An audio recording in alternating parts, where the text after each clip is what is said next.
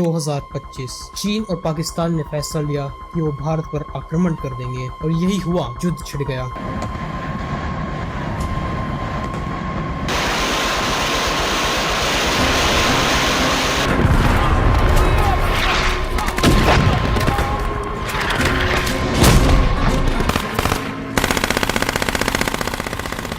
और देखते ही देखते इस जंग की लपटों में एक के बाद एक देश आते गए और यहाँ से तीसरे विश्व युद्ध का आरंभ हुआ।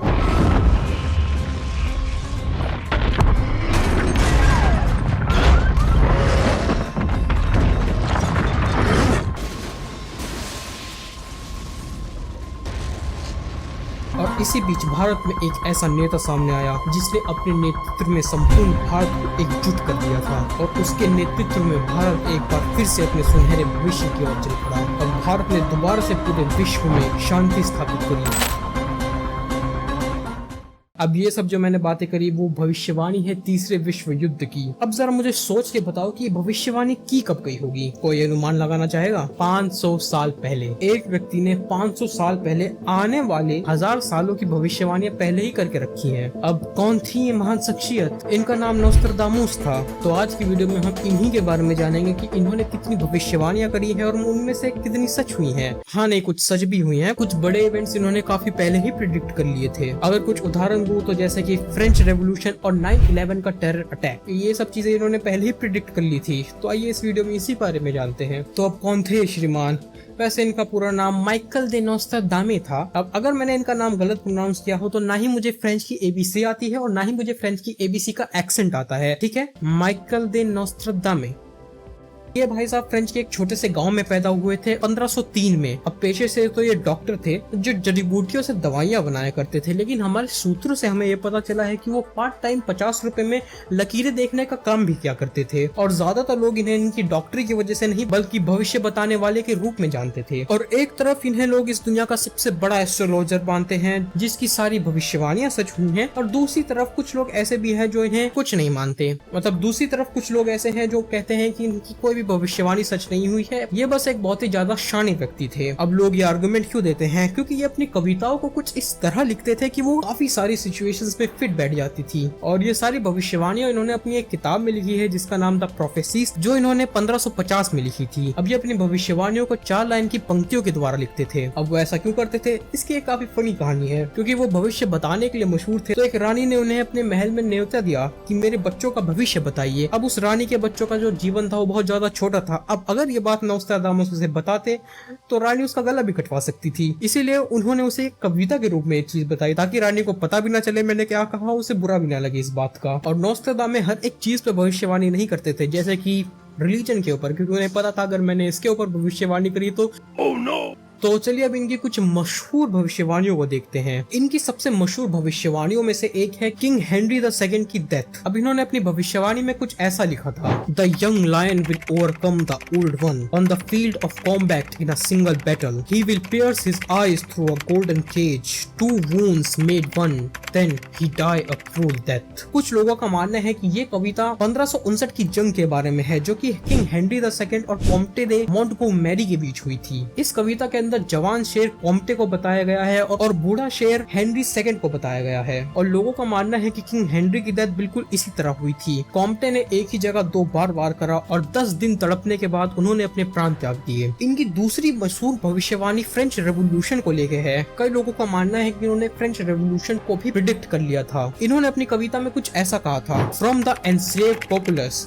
song, chants and demands, while prince and lords are held captive in prison, these will in the future by headless idiots। लोगों का मानना है कि ये कविता फ्रेंच रेवोल्यूशन को दर्शाती है जब लोगों ने उनके रूलर से खिलाफ रिवोल्ट कर दिया था।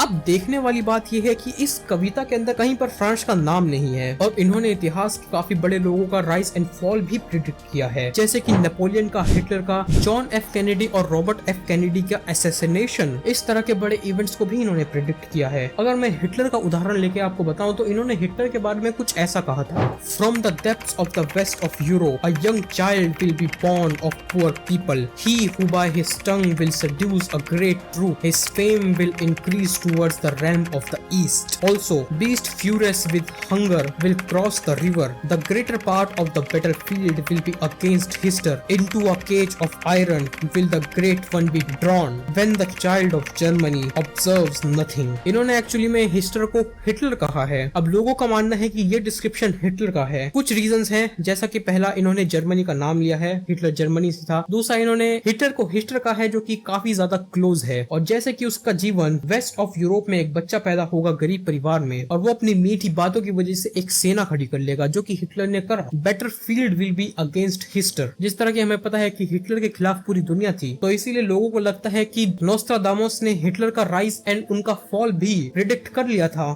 सिर्फ 8 लाइन में। और इन्होंने 2 बड़े इवेंट्स को भी प्रिडिक्ट किया था, जैसे यूएस के अंदर 9/11 का टेरर अटैक और हिरोशिमा और नागासाकी के ऊपर बॉम्बिंग। हिरोशिमा और नागासाकी के बारे में इन्होंने कुछ ऐसा कहा था, near the gate and within 2 cities there will be scorch the likes of which was never seen, famine within plague, people put out by steel, crying to the great immortal God for relief. तो इन पंक्तियों में उन्होंने 2 शहर के बारे में बात करी है जहाँ पर ऐसा विनाश होगा जो किसी ने भी नहीं देखा होगा, जो कि नागासाकी और हिरोशिमा में हुआ था। और 9/11 के बारे में उन्होंने ये कहा था, अब ये उनकी लाइंस नहीं है लेकिन ये उनकी लाइंस की इंटरप्रिटेशन है। 2 steel birds will fall from the sky on the metropole. The sky will burn at 45° latitude. Fire approach the great new city. तो इस वर्ष में उन्होंने कुछ न्यू सिटी के बारे में बात किया और किस तरह वहाँ तबाही होगी। अब ये उनकी लाइनें नहीं थी लेकिन उसकी लाइनों का इंटरप्रिटेशन था। अब ये देखते हैं कि इन्होंने भारत के बारे में क्या कहा है।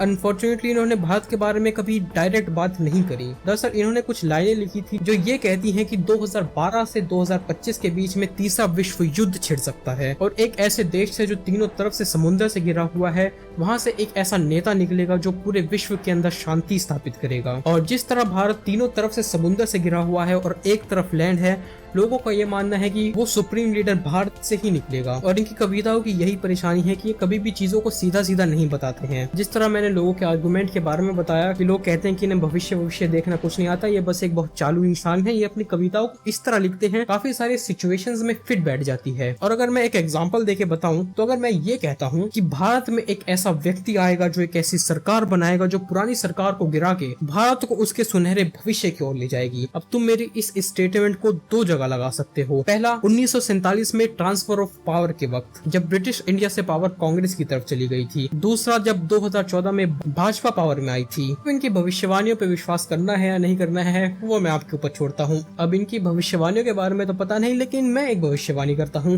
अगर आपने इस वीडियो को लाइक शेयर किया और चैनल को सब्सक्राइब किया तो आपके जीवन में जरूर कुछ अच्छा होगा, और अगर नहीं किया तो भाई साहब ऐसा पाप लगेगा ना।